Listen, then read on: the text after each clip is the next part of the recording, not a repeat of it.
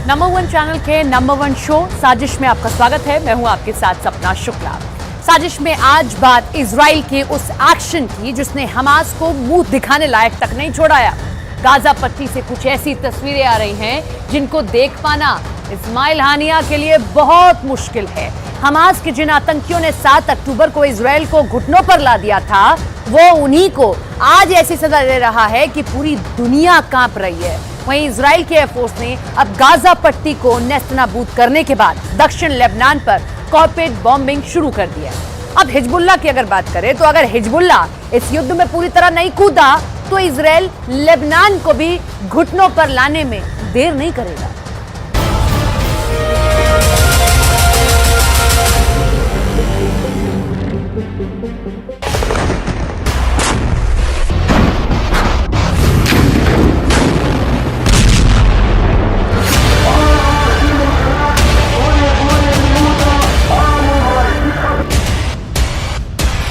Israel इंतकाम की आग में जल रहा है।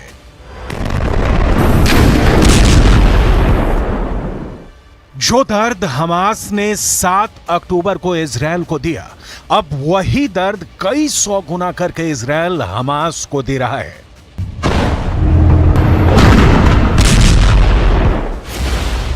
गाजा पट्टी से बेहद खतरनाक और दिल दहला देने वाली तस्वीर सामने आने लगी है। अब तक तो आपने सिर्फ यही देखा होगा कि गाजा पट्टी के अंदर इमारतें टूट रही हैं, लोग अपनी जान बचाने के लिए भाग रहे हैं, लेकिन पहली बार गाजा पट्टी से आत्मसमर्पण की तस्वीरें सामने आ रही हैं। आत्मसमर्पण की तस्वीर बहुत हृदय विदारक और बेचैन करने वाली है।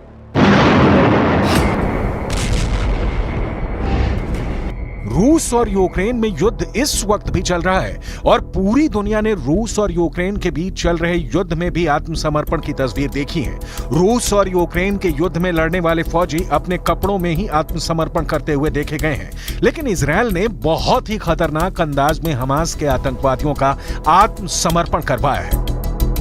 दरअसल फिलिस्तीन के तमाम न्यूज वेबसाइट और अखबार इस तरह की खबरें छाप रहे हैं कि हमास के आतंकवादियों को निर्वस्त्र करके यानी बिना कपड़ों के आत्मसमर्पण करवाया जा रहा है। एक वीडियो भी पूरी दुनिया में वायरल हो रहा है। वीडियो में दिख रहा है कि हमास के आतंकवादी सैकड़ों की संख्या में बिना कपड़ों के खड़े हैं और एक शख्स जिसके शरीर पर कपड़े नहीं हैं, वो अपने हथियारों को हथियारों के ढेर पर फेंक रहा है, यानी आत्मसमर्पण कर रहा है। गाजा पट्टी से आ रही इन तस्वीरों ने पूरी दुनिया को चौंका दिया है। गाजा पट्टी की हालत लगातार बिगड़ती जा रही है। उसकी वजह बिल्कुल साफ है। दरअसल अब गाजा पट्टी के लोगों को मदद नहीं मिल पा रही है। युद्ध की वजह से किसी और भी व्यवस्था को कायम करना एक चुनौती बन गया है। फिलिस्तीन के कई अखबारों का दावा है कि गाजा पट्टी के 97% घरों में राशन नहीं है। 90% लोग अब खाने के लिए दुनिया पर निर्भर हो चुके हैं।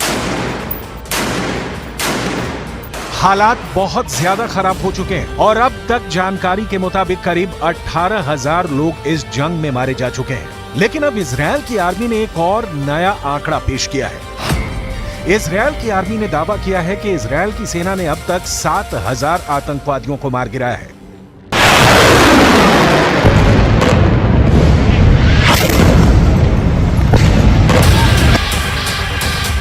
7 अक्टूबर को जब इजराइल के अंदर आतंकवादी हमला हुआ था, उस वक्त भी करीब 3,000 हमास के आतंकवादी इजराइल में घुस गए थे। इनमें से बड़ी संख्या में आतंकवादी भागने में सफल रहे, लेकिन करीब 1,000 आतंकवादी 7 अक्टूबर के बाद इजराइल के अंदर इजराइल की सेना के पलटवार में भी मारे गए थे।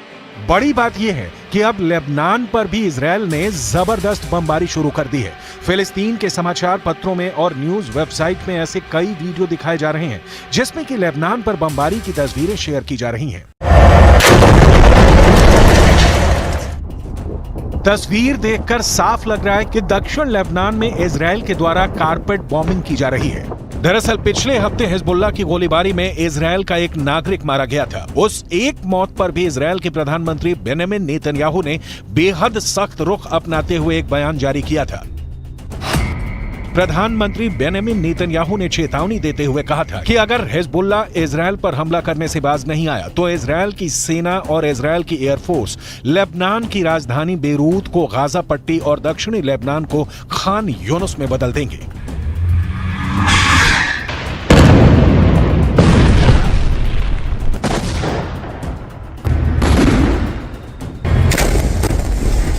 इस धमकी के बाद अब दक्षिणी लेबनान में भी कारपेट बॉम्बिंग शुरू हो चुकी है, जो इस बात का संकेत है कि युद्ध लगातार भड़कता जा रहा है। युद्ध के हालातों में अस्पताल चलाने का अनुभव रखने वाले एक ब्रिटिश मूल के डॉक्टर ने यह कहा है कि गाजा पट्टी में हालात इराक युद्ध से भी ज्यादा बदतर नजर आ रहे हैं। उन्होंने इसकी तुलना एक सुनामी से की है।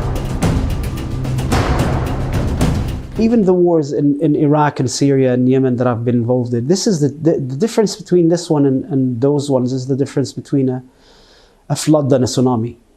The size, the intensity, the ferocity, the fact that the destruction of the health sector was central to the war effort. Every aspect of this war was just magnified. दूसरी तरफ अब इजरायल और Hamas की जंग तीसरे महीने में प्रवेश कर चुकी है और इस तीसरे महीने में भी इजरायल फिलिस्तीन के लोगों को राहत देने के लिए जरा भी तैयार नहीं है। पहले इजरायल ने उत्तर गाजा के पूरे इलाके पर जबरदस्त बमबारी की है और अब इजरायल दक्षिणी गाजा में भी रफा क्रॉसिंग और खान यूनुस पर भयंकर बमबारी कर रहा है।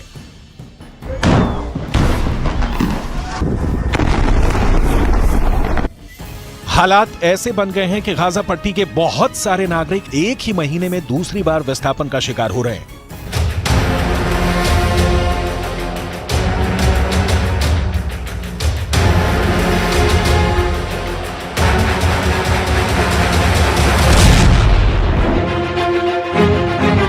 लेकिन इससे भी ज्यादा खतरनाक कहानियां गाजा पट्टी के वो लोग सुन रहे हैं जो इजरायल की आर्मी की हिरासत में रहे। 5 أيام الله وكيلكم فيش غير نشرب غير هذا نص كاس ميه. اول يوم ترجيناهم بدنا نشرب لا فيش ميه فيش غير ثاني يوم عشان انا صغير وقعدت ازن عليه وقعدت اعيط بدي اروح حكى لي لا بدي اعطيك نص كاس ميه. इजरायल के एक बड़े अखबार ने कुछ बेहद आपत्तिजनक तस्वीरें प्रकाशित की थी। इन तस्वीरों में दिखाया गया था कि फिलिस्तीन के लोगों को निर्वस्त्र करके यानी बिना कपड़ों के खुले मैदान में बैठा दिया गया है।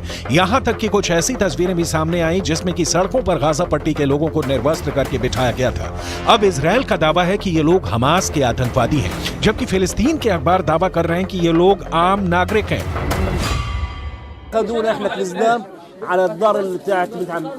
ايش احلى وعيك طبعا كيف شلوت وواحد يمسكك العزة كانه حيوان مسحب فيك كانه خلص باللي بتفهمه بمشي معك في ارض مجرف في رمل في حصن في حجار ملوش علاقه بده يوصلك لوين المكان ما فيه بعد هيك بحطك في رمل بعد هيك انا اقول لك كممونا انا حسيت انه حنقتلونا انه سامع في هذا بعد هيك اخذونا على مكان انا سامع في تحقيق بعد هيك في ناس اخذوهم وين ودوهم الله اعلم انا اخذوني في منطقه كنت انا 10 تنفار فيها نفس الشغله طبعا هذا هي مرابط البلاستيك 4-5 كل يوم صباح علقه لاي واحد خبط في البطن في الصفحه وين مكان دق اسراف تحقيقهم افظع تحقيق في حياتي قبل افظع تحقيق اليهود للامانه مجرمين.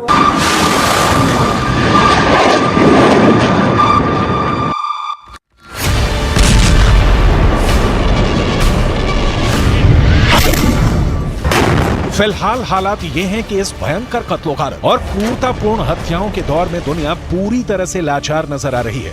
संयुक्त राष्ट्र सुरक्षा परिषद में एक प्रस्ताव लाया गया और उस प्रस्ताव में किसी भी तरह गाजा के युद्ध को रोकने की मांग की गई, लेकिन अमेरिका ने अपने वीटो के माध्यम से युद्ध रोकने के प्रस्ताव को खारिज कर दिया। इस पर इजरायल के प्रधानमंत्री बेंजामिन नेतन्याहू ने एक बयान दिया। उन्होंने कहा कि अमेरिका ने युद्ध खत्म करने के प्रस्ताव को खारिज करने के लिए वीटो का इस्तेमाल कर सही फैसला किया है। दूसरे देशों को भी इस बात पर विचार करना चाहिए कि अगर युद्ध रुक जाएगा तो हमास को पूरी तरह से खत्म करना मुश्किल होगा। दूसरी तरफ दुनिया एक और संकट में घिरती भी नजर आ रही है। यमन का चरमपंथी संगठन हूथी, जिसका कि यमन के एक बड़े इलाके पर कब्जा भी है, अब लगातार उग्र होता जा रहा है। हूथी अब लाल सागर को जाम करने की योजना बना रहा है। दुनिया के इस नक्शे को देखिए, इसमें लाल सागर की लोकेशन बेहद अहम है। दरअसल लाल सागर से यूरोप के देश के लोग पानी के जहाज से व्यापार के लिए निकलते हैं। अगर लाल सागर का रास्ता बंद कर दिया गया तो ये युद्ध और तनाव भड़काने वाली एक और बड़ी वजह बन सकती है। इससे पहले भी हूती संगठन ने अपनी ताकत को समंदर में उस वक्त दिखाया था जब उसने पानी के एक जहाज पर बहुत आसानी से अपने लड़ाकों के माध्यम से कब्जा कर लिया था। लेकिन अब हूती की यह धमकी है कि इजरायल ही नहीं, अगर दूसरे भी किसी देश का पानी का जहाज लाल सागर से होकर गुजरेगा तो वो उस पर कब्जा कर सकते हैं और लाल सागर का रास्ता रोक सकते हैं। धमकियों ने ब्रिटेन, फ्रांस और अमेरिका जैसे देशों की चिंता को बढ़ा दिया।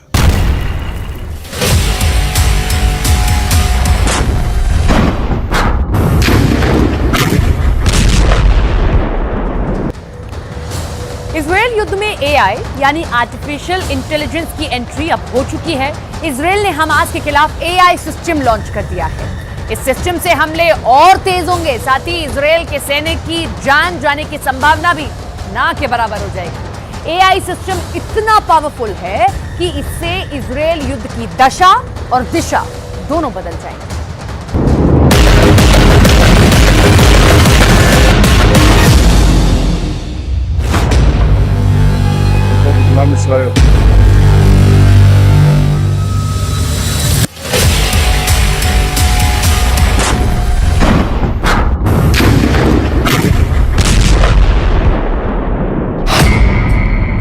हमेशा के लिए बदल गई युद्ध की तकनीक। इजरायल ने कर दिया युद्ध में एआई का इस्तेमाल। एक दिन में एआई हमास पर करेगा 100 हमले, बिना नुकसान, एआई से बर्बादी वाली गारंटी। एआई मतलब आर्टिफिशियल इंटेलिजेंस।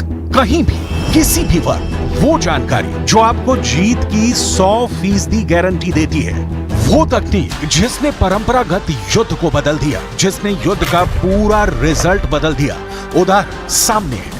पुतिन के जनरलों ने 72 घंटे में यूक्रेन विजय का प्लान बनाया, लेकिन फंस गए। सिर्फ 40 से 45 किलोमीटर लंबी और 6 से 10 किलोमीटर चौड़ी गाजा पट्टी में इजरायल घुसा और अब तक फंसा हुआ है।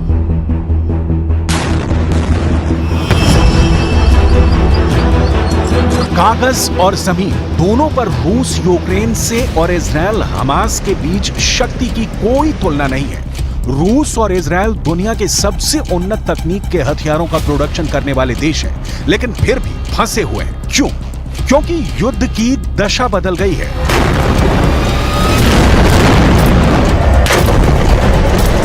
क्योंकि युद्ध का मुख्य हथियार ही बदल गया। युद्ध में आर्टिफिशियल इंटेलिजेंस की एंट्री हो गई।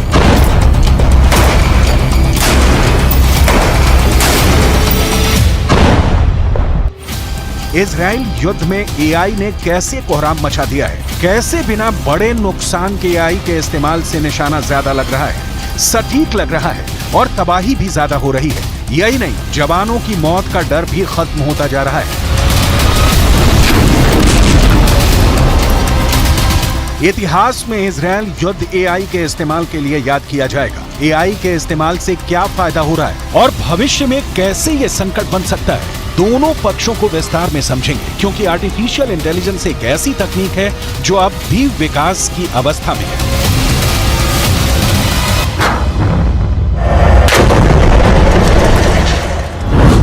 आगे आपको इजरायल की याहालोम यूनिट के बारे में बताएंगे, जिसने हमास की सुरंगों के चीथड़े उड़ा दिए हैं। इजरायल रक्षा बल यानी आईडीएफ गाजा में हमास के खिलाफ युद्ध में हबसोरा नाम के एआई मतलब आर्टिफिशियल इंटेलिजेंस का इस्तेमाल कर रहा है। हबसोरा मतलब हिब्रू में द जस्पल होता है। बताया जा रहा है कि इस सिस्टम का उपयोग इजरायली सेना ने शुरू कर दिया है, जिससे वो और ज्यादा हमले कर सकेगी और साथ ही हमास की सक्रिय लड़ाकों को भी खोजकर मरने वाले संभावित नागरिकों की संख्या को भी पहले से ही अनुमान लगा सकेगी। इस सिस्टम का इस्तेमाल बमबारी, निशाने चुनने, हमास के ठिकानों का पता लगाने के लिए किया जाता है। आईडीएफ के एक पूर्व प्रमुख ने कहा कि मानव खुफिया विश्लेषक के जरिए हर साल गाजा में बमबारी के लिए 50 स्थानों को निशाना बनाया जा सकता है, लेकिन हबसोरा एक दिन में 100 लक्ष्य तैयार कर सकती है।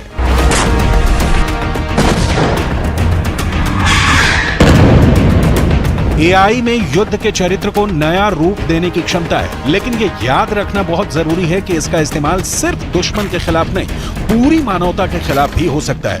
ये अत्याधुनिक तकनीक की मशीनें मिसाइलों से भी ज्यादा खतरनाक साबित होती हैं अगर इनका निशाना चूक जाए। इन तकनीकों के इस्तेमाल के पहले बहुत सावधानी बरतनी जरूरी होती है।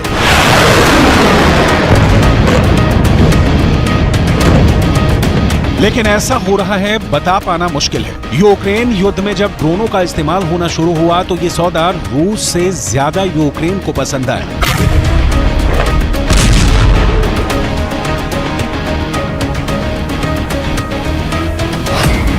एक ड्रोन की कीमत ज्यादा से ज्यादा 50,000 या 1 लाख होगी, जबकि एक मिसाइल की कीमत कम से कम 50 लाख से 1 करोड़ होगी। अब ये बेहद सस्ते ड्रोनों को मारने के लिए बेहद कीमती मिसाइलों का इस्तेमाल करना पड़े तो सोचिए क्या भाव पड़ेगा। तकनीक ने युद्ध को आसान बना दिया है और घातक, खतरनाक और ज्यादा तबाही वाला बना दिया है। इसके कुछ फायदों को देखिए, इसके बाद दिखाएंगे कि इसका नुकसान किस लेवल का हो सकता है। एआई सैनिकों को अधिक कुशल बना सकती है, इससे युद्ध की गति तेज हो जाती है। एआई का युद्ध के सभी स्तरों पर प्रभाव पड़ रहा है। खुफिया, निगरानी और टोही गतिविधियों से लेकर घातक हथियार प्रणालियों के लिए इसका इस्तेमाल हो रहा है, जिसके जरिए मानव हस्तक्षेप के बिना निशाना बनाकर हमला किया जा सकता है।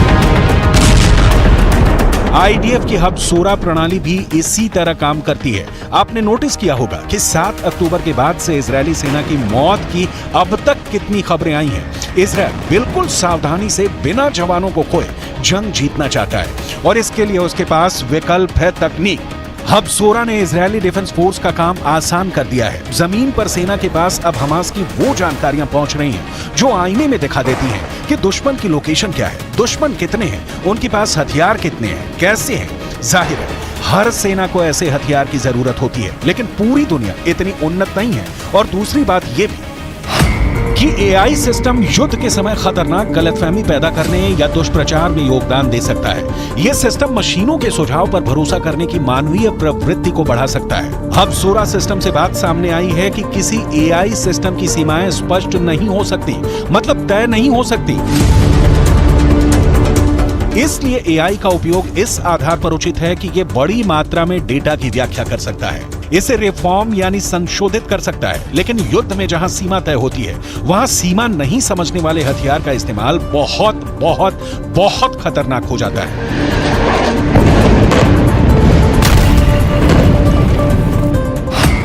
– 2021 में इजरायल ने गाजा में फिलिस्तीनियों के खिलाफ अपने जवाबी कार्रवाई में operation guardians of the wall शुरू किया था। 11 दिनों की लड़ाई को पहले एआई युद्ध के नाम से भी जाना जाता है।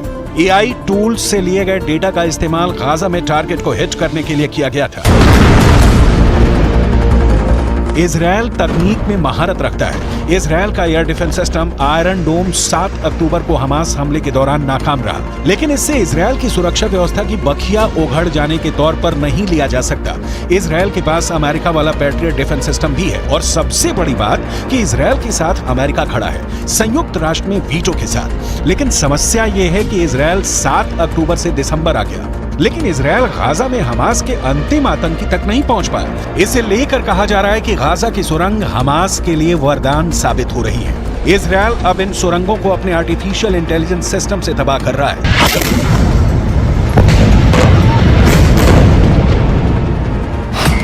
हमास ने गाजा में जमीन के अंदर कई सुरंगें बनाई हैं। इन सुरंगों को इजरायल मेट्रो कहता है। इजरायल ने दावा किया था कि उसने अल शिफा अस्पताल के नीचे हमास की सुरंगें खोजी हैं। इन सुरंगों का जाल पूरे गाजा में करीब 500 किलोमीटर में फैला है, लिहाजा इसे हमेशा के लिए नष्ट करने का काम आसान नहीं है। एआई के साथ ही इजरायल ने हमास की सुरंगों को मिट्टी में मिलाने के लिए अपनी याहलोम यूनिट को तैनात किया है। याहलोम यूनिट हमास की सुरंगों को खोज रही है और उन्हें नष्ट कर रही है।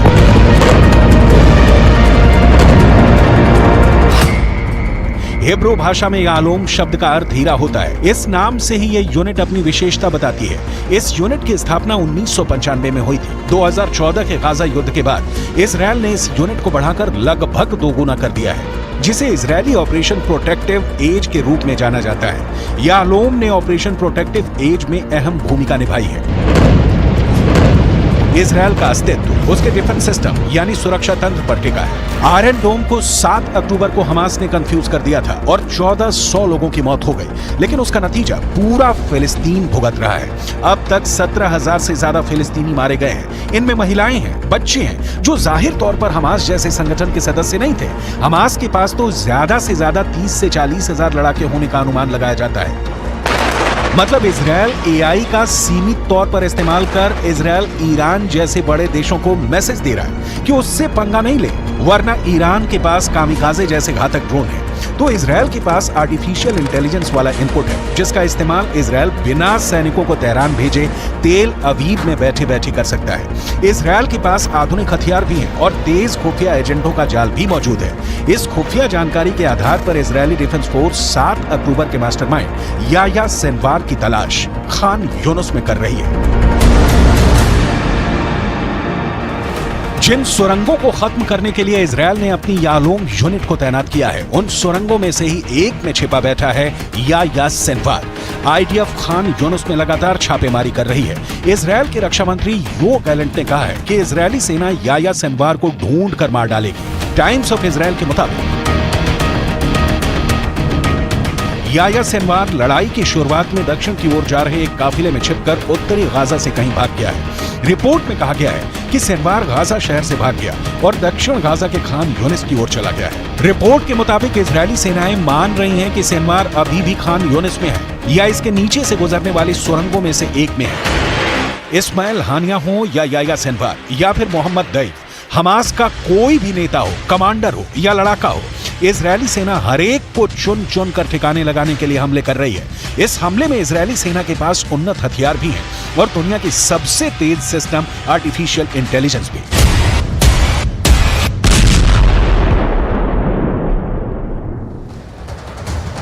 चीन के नेता और बड़े बड़े मंत्री बहुत बड़े खतरे में पड़ गए हैं। अमेरिका और ब्रिटेन के मीडिया ने दावा किया कि चीन के पूर्व विदेश मंत्री किन गैंग को जान से मार दिया गया। चीन के पूर्व विदेश मंत्री 6 महीने से गायब थे।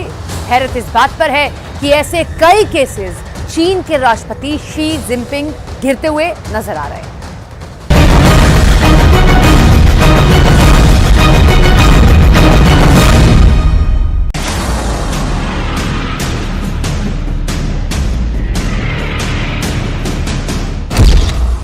विदेश मंत्री और रक्षा मंत्री की हत्या, मंत्री किलर बने शी जिनपिंग। क्या 70 साल के शी जिनपिंग अपने मंत्रियों और जनरलों के किलर बन चुके हैं? चीन के राष्ट्रपति शी जिनपिंग पर इस वक्त पूरी दुनिया की नजर है। खबर है कि अमेरिका और पश्चिमी देशों को खुफिया इनपुट मिले हैं कि शी जिनपिंग इस वक्त चीन के अंदर खुफिया तरीके से अपने मंत्रियों और सेना के जनरलों को चुन चुन कर जान से मरवा रहे हैं। ये चीन के ऐसे बड़े और दमदार मंत्री थे जिन्हें जान से मारना वाकई बहुत बड़ी खबर बन चुकी है। लेकिन सवाल उठता है कि आखिर चीन के राष्ट्रपति शी जिनपिंग पर यह आरोप क्यों लग रहे हैं कि उन्होंने चीन के पूर्व विदेश मंत्री किन गैंग को जान से मरवाया है। सवाल यह भी है कि चीन को ऐसी जरूरत क्या पड़ी है कि उसने अपने देश के पूर्व रक्षा मंत्री ली शांगफू और कई टॉप जनरलों को खुफिया तरीके से मरवा दिया है। क्या चीन अमेरिका और यूरोपीय देशों की किसी गहरी साजिश का शिकार हो चुका है या फिर रूस ने चीन को कुछ ऐसे खुफिया इनपुट दिए हैं जो चीन में CIA की गहरी जासूसी और एजेंटों से जुड़े हैं? क्या ऐसा संभव है कि चीन के मंत्री और सेना के जनरल अमेरिका और ब्रिटेन के जासूस और खुफिया एजेंट बन चुके हैं? इन हर सवालों का जवाब हम आपको आगे देंगे, लेकिन पहले ये जान लीजिए कि चीन के पूर्व विदेश मंत्री किन गैंग को जान से मारने का दावा क्यों किया जा रहा है।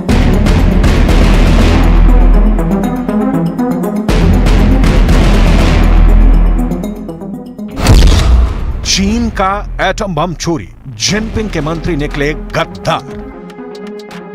चीन में पिछले 3 महीनों से कुछ ऐसा हो रहा है जिसने राष्ट्रपति शी जिनपिंग के होश उड़ा दिए हैं। पहले आप ये जान लीजिए कि अब तक शी जिनपिंग के इशारे पर चीन के किन टॉप मंत्री और जनरलों को मारा गया है। फिर हम आपको चीन के पूर्व विदेश मंत्री, रक्षा मंत्री और चीनी सेना में रॉकेट फोर्स के जनरल को मारे जाने के दावे के पीछे का सीक्रेट बताएंगे।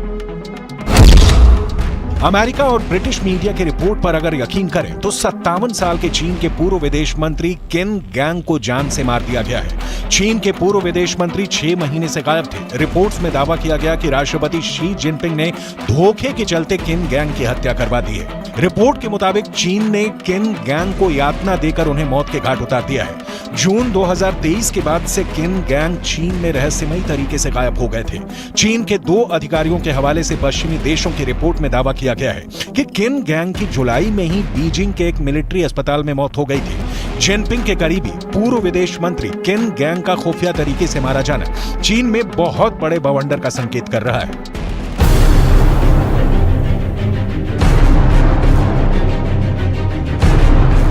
अब आप ये भी जान लीजिए कि शी जिनपिंग के इशारे पर चीन में और कौन से बड़े मंत्री और जनरल मारे गए हैं।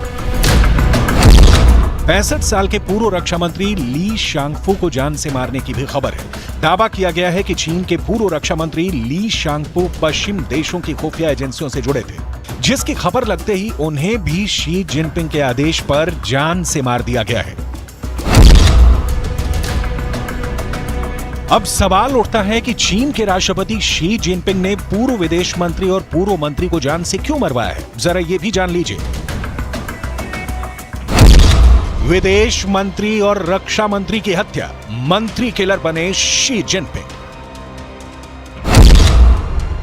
दुनिया के ताकतवर देशों में शामिल चीन ने इस साल की शुरुआत में विदेश मंत्री किन गैंग और पूर्व रक्षा मंत्री ली शांगफू को उनके पद से बर्खास्त कर दिया था।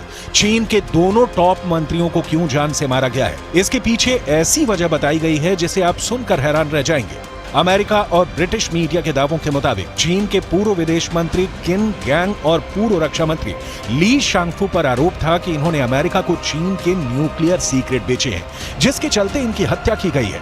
अब सवाल उठता है कि चीन के 2 टॉप मंत्री अमेरिका से जुड़े हैं, इसकी खबर शी जिनपिंग को किसने दी, जरा ये भी जान लीजिए। चीन का एटम बम चोरी, जिनपिंग के मंत्री निकले गद्दार। चीन के परमाणु हथियार और उससे जुड़ी जासूसी की जानकारी 6 महीने पहले शी जिनपिंग को मिल गई थी। दावा किया जा रहा है कि चीन के जिगरी यार रूस ने चीन को आगाह किया है कि उसके टॉप 2 मंत्री और जनरल अमेरिका को चीन के परमाणु हथियारों और प्लान की जानकारी दे रहे हैं। कुछ रिपोर्ट के मुताबिक चीन के पूर्व विदेश मंत्री किन गैंग और पूर्व रक्षा मंत्री ली शांगफू पर चीन के न्यूक्लियर सीक्रेट्स बेचने का आरोप था। इस बात की जानकारी रूस के उप विदेश मंत्री रोडेंको ने चीनी राष्ट्रपति शी जिनपिंग को एक संदेश में भेजा था। इस मैसेज के साथ ही उन्होंने आरोप लगाए थे कि पूर्व विदेश मंत्री किन गैंग और चीन की रॉकेट फोर्स से जुड़े अधिकारियों और चीन के पूर्व रक्षा मंत्री चीन के एटम बम की जानकारी अमेरिका को दे रहे थे। रिपोर्ट के मुताबिक किन गैंग पर अमेरिका को चीन के न्यूक्लियर सीक्रेट्स बेचने का आरोप था। चीन के अधिकारियों के हवाले से रिपोर्ट में दावा किया गया है कि किन गैंग के साथ पूर्व रक्षा मंत्री ली शांगफू जुड़े थे। यहां तक कि चीन की रॉकेट फोर्स के कमांडर लियू योचाओ इस घोटाले में शामिल थे। चीन की रॉकेट फोर्स ही चीन के न्यूक्लियर प्रोग्राम के लिए जिम्मेदार है। इसलिए शी जिनपिंग के इशारे पर पूर्व विदेश मंत्री किन गैंग और पूर्व रक्षा मंत्री ली शांगफू को जान से मार दिया गया है, जबकि चीन की रॉकेट फोर्स के जनरल कमांडर लियू योचाओ हफ्तों से गायब बताए जा रहे हैं। खबरें तो यहां तक आ रही हैं कि चीनी सेना के कई टॉप जनरलों को भी जिनपिंग ने गायब करवा दिया है। अभी यह पता नहीं चला है कि वो जिंदा हैं या मारे गए हैं।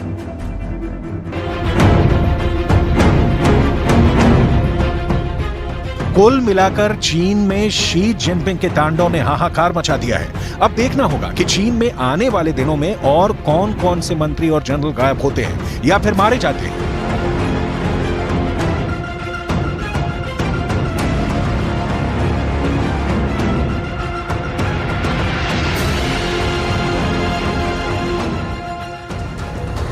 सुखदेव गोगामेडी मर्डर केस में गिरफ्तार दोनों आरोपियों ने ऐसे खुलासे किए कि पुलिस के होश फाख्ता हो गए। दावा किया जा रहा है कि सुखदेव की हत्या में 8 से ज्यादा मास्टरमाइंड हैं, जिन्होंने मिलकर हत्या को अंजाम दिया। इस मर्डर के बाद इन्वेस्टिगेशन ऐसे मोड़ पर अटक गई है जहां कई बड़े नाम सामने आ सकते हैं।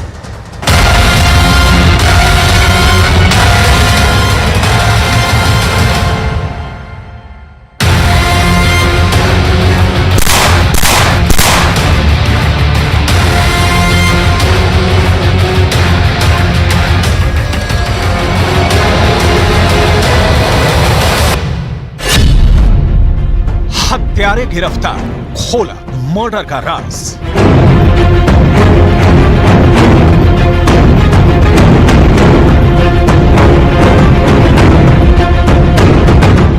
दिसंबर 2023 को सुखदेव को 9 गोलियां मारी गई और उनकी मौत हो गई। सीसीटीवी में कैद 2 हत्यारों के अलावा सुखदेव हत्याकांड में कितने लोग शामिल हैं, इसका खुलासा होना शुरू हो चुका है।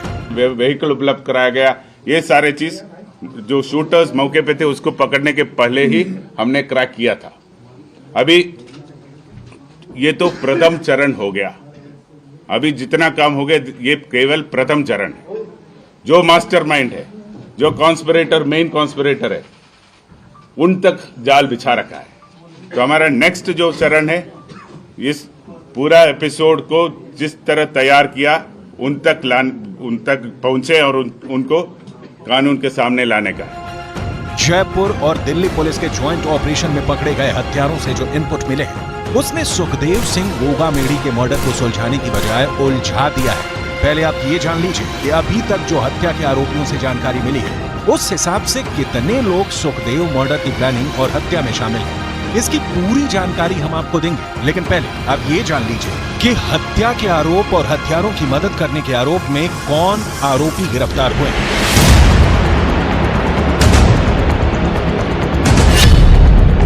गिरफ्तार आरोपियों की पहचान रोहित राठौड़ के रूप में पुलिस ने की है, जो सुखदेव की हत्या में शामिल है, जबकि उसका साथी नितिन फौजी भी हत्या करने के आरोप में गिरफ्तार हुआ है। वहीं हत्या के आरोपियों की भागने में मदद करने वाले ऊधम सिंह को भी पुलिस ने गिरफ्तार कर लिया है। वहीं राजस्थान पुलिस ने रामवीर जाट को कथित तौर पर शूटरों यानी रोहित और नितिन को अपनी बाइक पर मौकाए वारदात से भागने में मदद करने और उन्हें अजमेर रोड पर छोड़ने के आरोप में गिरफ्तार किया था। एसआईटी के पास एक अहम सूचना आ गया कि मुलजमान डीडवाना में देखा गया। उस सूचना को और डेवलप किया और हमारा स्पेशल टीम जो है उनको कुछ मुखबिरों से कुछ सूचना मिला जो इनको आगे प्रोटेक्शन दे रहा है। तो जो मुलजमान को पकड़ने के साथ साथ हमारा टीम्स यहाँ जयपुर शहर के अंदर इसको कैसे फैसिलिटेशन किया, कैसे सुविधाएं दिया, कौन कौन इसमें शामिल थे, क्या क्या सुविधाएं दिया, कहाँ उसको रुकवाया, कहाँ उसको खाना खिलाया, ये सारे चीज भी इन्वेस्टिगेट कर रहा था। तो उसमें भी जो व्यक्ति और जो परिसर यूज में हो गया, कहाँ प्रतिदिन वो रुके थे, कहाँ कहाँ घूम लिया, कौन कौन वाहन यूज किया, ये सारे चीज हमारे रिकॉर्ड में आ गया। करणी सेना प्रमुख सुखदेव सिंह गोगामेड़ी की हत्या के आरोप में 9 दिसंबर को हरियाणा से 2 शूटरों सहित 3 लोगों को गिरफ्तार किया गया है। इन शूटरों को दिल्ली पुलिस और राजस्थान पुलिस के संयुक्त अभियान के दौरान देर शाम चंडीगढ़ के एक होटल से गिरफ्तार किया गया है। पुलिस से मिली जानकारी के मुताबिक चंडीगढ़ के कमल पैलेस में दोनों आरोपी रुके थे। न्यूज 18 की टीम उस कमरे में पहुंची। क्या कुछ जानकारी हमें उस होटल से मिली, जिसे हम आपको दिखाने जा रहे हैं। सूचना पर पुलिस ने चंडीगढ़ में इसी पैलेस में धावा बोला और 3 आरोपियों को यहीं से काबू किया है। और यहां पर आके जो मैनेजर है उनको अपने आईडी प्रूफ दिए। आईडी प्रूफ देने के बाद, हालांकि आईडी प्रूफ भी जो बताया जा रहा है कि आईडी प्रूफ भी फेक है। सुखबीर के नाम से जसबीर और दविंदर 3 नाम से आईडी प्रूफ दिए गए हैं। 105 नंबर कमरा उनको दिया गया था। 105 नंबर कमरा, ये वही रूम है जहां पर वो आए और आकर उन्होंने यहां पर फ्रेश हुए और करीब आधा घंटा यहां पर रुके। जयपुर में मर्डर, दुबई का मिला कनेक्शन। सुखदेव सिंह हत्याकांड की कड़ियां एक से दूसरे और दूसरे से तीसरे तक जुड़ती जा रही हैं। इस पूरे हत्याकांड को कैसे अंजाम दिया गया, पहले ये जान लीजिए। सुखदेव गोगामेड़ी हत्याकांड का मेन मास्टरमाइंड विदेश में बैठा राजस्थान का कुख्यात गैंगस्टर रोहित गोदारा है। रोहित गोदारा ने सुखदेव की हत्या के लिए शूटर अरेंज करने की जिम्मेदारी अपने राइट हैंड मैन वीरेंद्र चारण को दी। वीरेंद्र चारण के साथ रोहित राठौड़ रेप के केस में अजमेर जेल में बंद था। रोहित ने पूछताछ में बताया कि उसके ऊपर रेप का केस दर्ज था, जिसमें सुखदेव उसके खिलाफ पैरवी कर रहा था, जिससे वो सुखदेव से गुस्से में था। रोहित के गुस्से का फायदा वीरेंद्र चारण ने उठाया और सुखदेव की हत्या के लिए रोहित को तैयार किया। नितिन फौजी भी जेल में रहने के दौरान वीरेंद्र चारण से मिला। नितिन विदेश जाना चाहता था। वीरेंद्र चारण ने नितिन को विदेश सेटल होने का भरोसा दिया। हत्याकांड के लिए दोनों शूटर तैयार हुए। दोनों शूटरों को हथियार के साथ जयपुर भेजा गया, जहां उन्होंने सुखदेव की हत्या की। सुखदेव सिंह गोगामेडी मर्डर केस में अब तक 5 किरदार सामने आ चुके हैं। इन 5 किरदारों का आपस में क्या कनेक्शन है, ये भी जान लीजिए।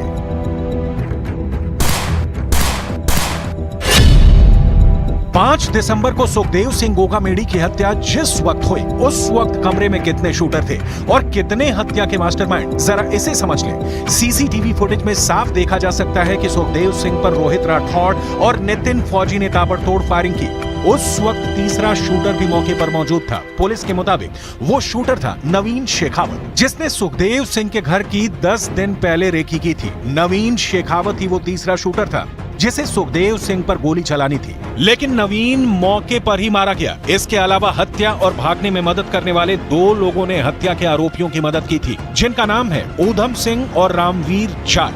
जबकि सुखदेव सिंह की हत्या का एक मास्टरमाइंड दुबई में बैठा है, जिसका नाम है वीरेंद्र चारण। हम आपको बता दें, सुखदेव की हत्या के कुछ देर बाद लॉरेंस बिश्नोई गिरोह से जुड़े गैंगस्टर रोहित गोदारा ने हत्या की जिम्मेदारी ली थी। जबकि पंजाब के बठिंडा में केंद्रीय जेल में बंद संपत नेहरा पर भी सुखदेव सिंह गोगामेडी की हत्या की साजिश रचने का आरोप है। कुल मिलाकर सुखदेव सिंह गोगामेडी हत्याकांड में अब तक 8 बड़े नाम सामने आ चुके हैं। मैं इंसान हूँ और 11 साल रही हूँ उनके साथ, तो वो तो देखो उसको ही पता है। मेरे साथ 2 महीने रह के गई है वो इसी मकान में। उसने क्यों बोला वो जाने, उसका हो सकता है प्रॉपर्टी का उसको ज़्यादा ही होगा, उसको प्रॉपर्टी के लिए कर रही होगी। मैं उसको बोल तो रही हूँ बार बार आप लोगों के माध्यम से, मुझे प्रॉपर्टी नहीं चाहिए, मुझे कुछ नहीं चाहिए, न्याय चाहिए। फिलहाल अपने न्याय की मांग करो। पूरा देश हंसी उड़ा रहा है उनकी मौत पे।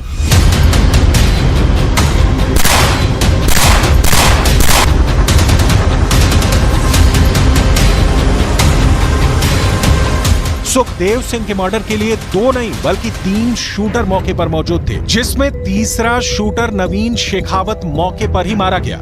दिल्ली स्थित क्राइम ब्रांच के दफ्तर में दोनों शूटर से कड़ी पूछताछ में पता चला है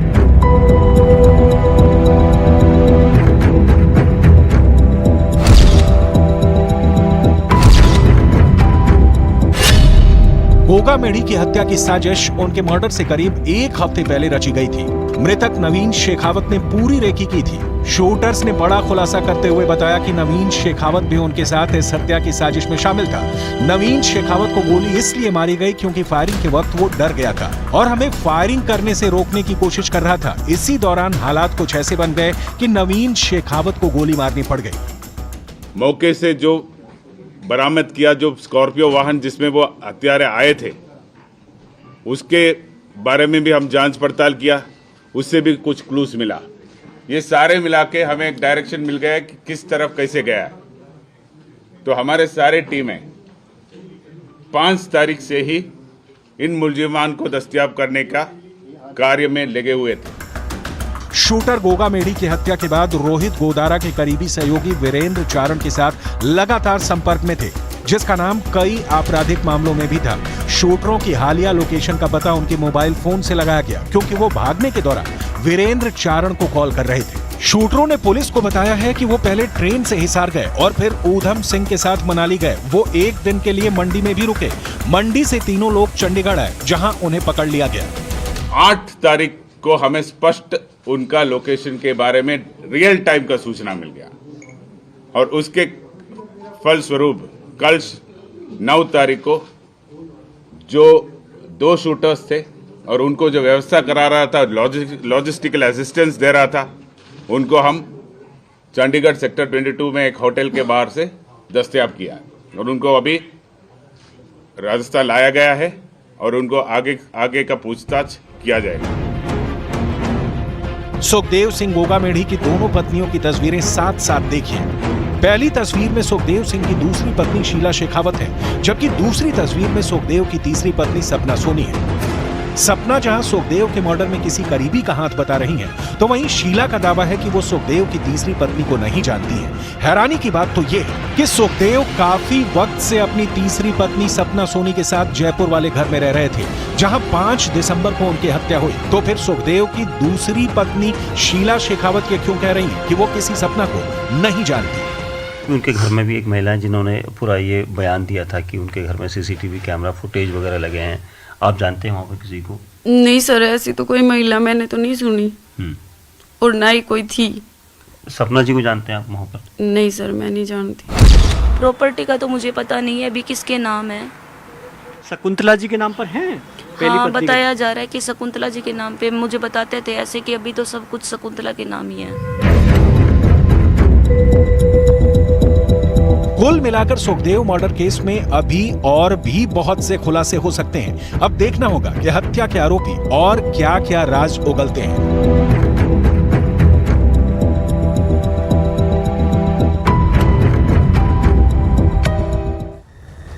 छत्तीसगढ़ में मुख्यमंत्री के नाम से पर्दा उठ गया। 2 राज्य बाकी हैं, जल्द ही उनमें भी मुख्यमंत्री के नाम का ऐलान कर दिया जाएगा।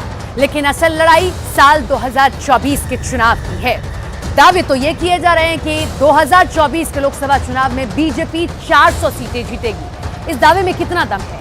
क्या ऐसा मुमकिन है कि बीजेपी 2024 के लोकसभा चुनाव में 400 से ज्यादा सीटें ले पाए?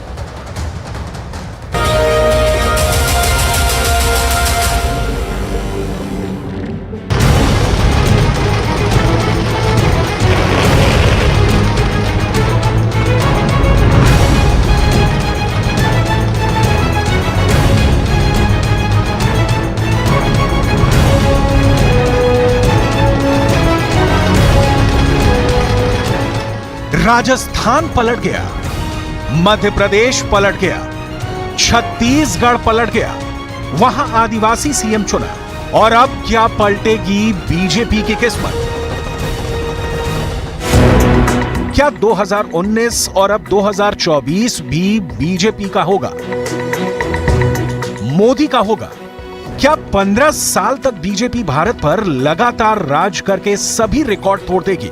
इस बहुत बड़े मुकाबले के लिए बीजेपी 3 सूबों में विधानसभा चुनाव वाला टेस्ट पास कर चुकी है। जमीन से जुड़े नेताओं को सीएम बनाया जा रहा है। क्या तीनों राज्यों में बीजेपी 3 गुना कमाल करके दिखाएगी?